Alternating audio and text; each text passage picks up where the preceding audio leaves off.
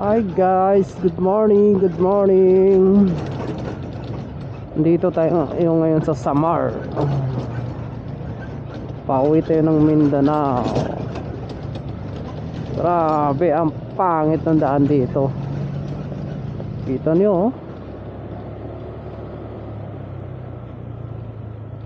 Ano na kayang ginagawa ng mga namumuno dito sa Samar?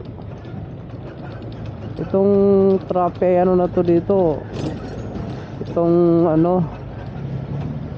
sirang-sirang daanan, matagal na daw yun. Kwento nang nakausap ko kanina doon sa pier, dekada na daw yan eh, ganyan daw. Hanggang ngayon di pa naayos. Sayang naman yung tax ng mga tao dito.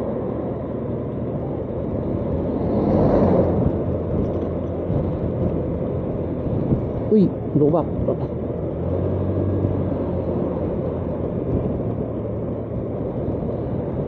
Samar.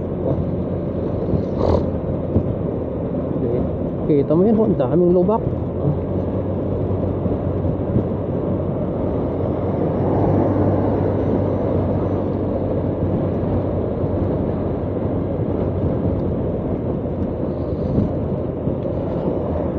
Oras natin ay alas 8:47.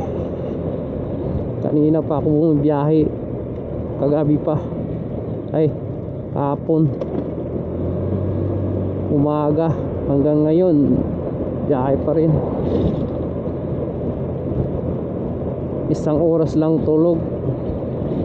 Doon pa ako natulog sa pere. Tapos anong oras? 10 oras pa bago ako makarating sa Liloan Port patungo sa Surigao. Haba-haba pa ng biyahe ko.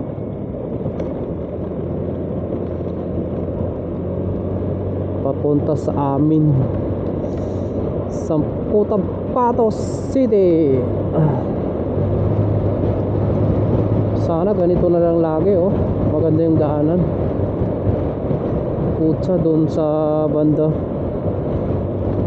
sa parte ng after Calbayog, ay grabe, ang pangit ng daan.